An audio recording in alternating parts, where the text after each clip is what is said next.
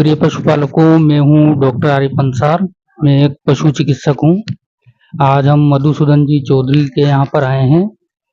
तो आप जो है अपना परिचय दें। मैं मधुसूदन चौधरी, ग्राम ईश्वरपुरा, तहसील मांगरोल, जिला बारां। ये हमारे डॉक्टर साहब हैं। हमारे जानवरों को अच्छे से ध्यान रखते हैं। टाइम टाइम पे उनका टीकाकरण, टाइम टाइम पे उनका सब कुछ करते हैं। जब भी जरूरत पड़ जाए रात को तब भी फोन करते ही अवेलेबल रहते हैं। और हमारी कुछ नई नई कुछ योजना आई है, उसके बारे में डिस्कशन करना है डॉक्टर साहब से। मैं पूछता हूँ डॉक्टर साहब से, डॉक्टर साहब ये हेल्थ वर्कर का क्या कार्य होना चाहिए? ये अभी राजस्थान में जो है केंद्र सरकार की तरफ से एक योजना चालू की गई है, ए हेल्प वर्कर। इसको हम हिंदी में पशु सखी कहते हैं। ये पशुपालन विभाग में कार्य करेंगी। जैसे मेडिकल विभाग में आशा सहयोगिनी, आशा वर्कर होते हैं, उसी तरीके से इनको बेसिक जानकारी दी जाएगी पशुपालन के बारे में। तो जो बिल्कुल निचले स्तर पे जो पशुपालक होंगे उनको पशुपालन से संबंधित ये जानकारियां देंगी। और एक और था, जैसे एक हेल्थ वर्कर को कैसे कैसे बनाया जाएगा? ये जो पशु सखी यानी कि ए हेल्प वर्कर, ये क्या करेंगे, इसमें जो SRLM है यानी कि स्टेट रूरल लाइवलीहुड मिशन, जो मिशन के तहत इनका जो चयन किया जाएगा। इसमें क्या होता है, गांव में पहले से ही स्वयं सहायता ग्रुप जो बने हुए हैं, 5-5 या 10-10 घरों को लेके एक स्वयं सहायता ग्रुप बना रखा है। तो ऐसे 4-5 जो स्वयं सहायता ग्रुप रहेंगे, उसमें से जो 12वीं पास कोई अच्छी प्रशिक्षित महिला रहेगी, जो एंड्रॉयड मोबाइल वगैरह चलाना जानती होगी, उसकी की भी जरूरत पड़ेगी? नहीं, इसमें जो है 12th पास लिए जाएंगे।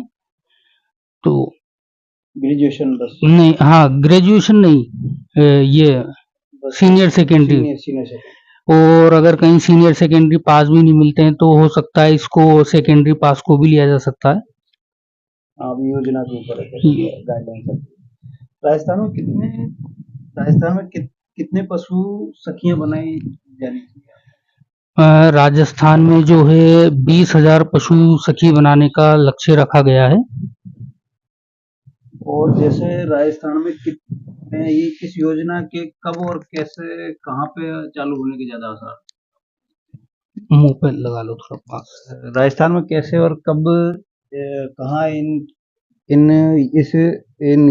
सखियों को बनाए जाने की? इसका जो उद्घाटन है, श्री जोरा राम जी जो कि पशुपालन मंत्री हैं, वो 1 जुलाई को इसका शुभारंभ करेंगे। RSLMTI यानी कि Rajasthan live stock and management जो डेवलपमेंट इंस्टीट्यूट है जामडोली जयपुर में, वहां से इसका उद्घाटन करेंगे। और ये योजना जो है 1 जुलाई 2024 से लागू होगी।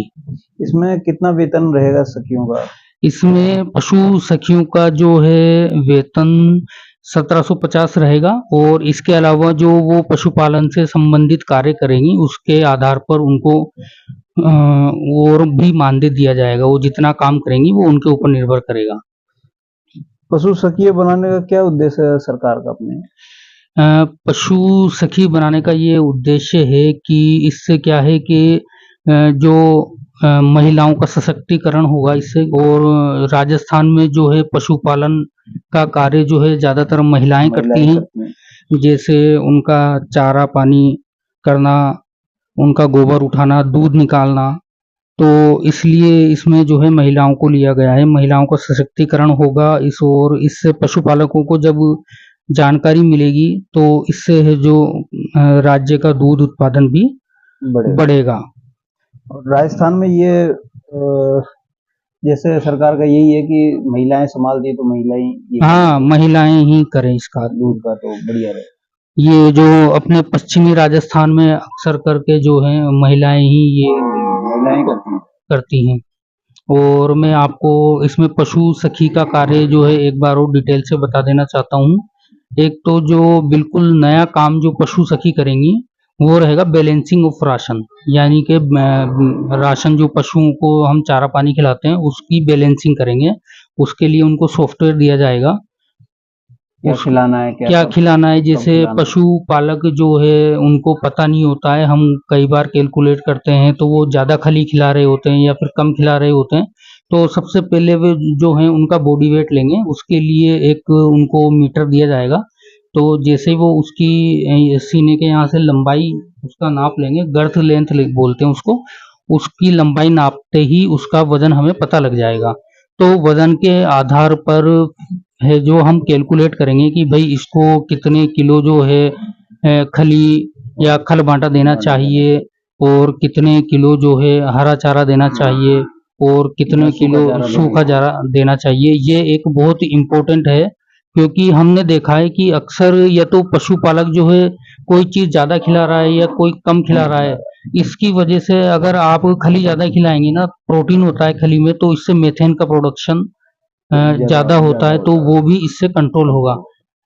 और इसी तरीके से एक सरकार की योजना चली हुई है 1962 अभी इसमें कॉल सेंटर डेवलप नहीं किया गया है, तो वो पशुपालकों को इसके बारे में भी जानकारी देंगे। राजस्थान में कुछ अभी एम्बुलेंस, हाँ, ये 1962 के 1962 है। इस अभी तो ये नॉर्मल से कैंप लगा रही हैं, लेकिन इसका जब कॉल सेंटर स्थापित हो जाएगा तो इस पे कॉल करने से वो है जो गाड़ी आएगी और वो पूरी इलाज करके जाएगी। इस तरीके का इसमें इसकी जानकारी जो है पशु सखी जो है पशुपालकों को देगी।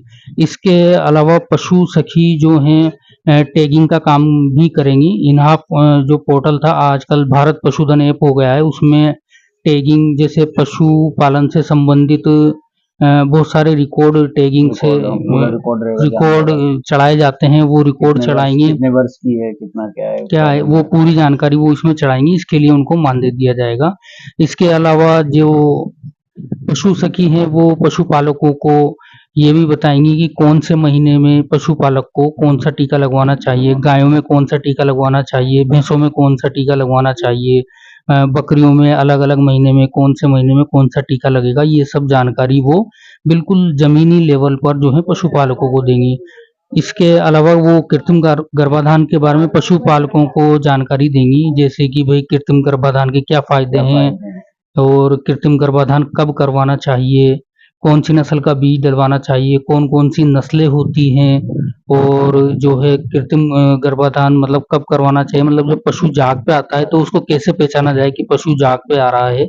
और इसी के अलावा डीवर्मिंग कब करवाना चाहिए, किस तरीके से करवाना चाहिए, ये सब पशु सखी के कार्य रहेंगे। इसके अलावा उनको और भी बेसिक नॉलेज दी जाएगी, जैसे थनैला का आयुर्वेदिक और प्राइमरी ट्रीटमेंट जो है औषधियों से जो हो जाता है, उनके बारे में भी जानकारी दी जाएगी। और अगर वो चीज़ फिर कंट्रोल नहीं होती है तो वो फिर पशु चिकित्सक के पास उस पशु को भेजेंगी। इसके बस लगभग यही कार्य रहेंगे पशु सखी। साहब आपने ये सिर्फ जानकारी दी हमको, धन्यवाद।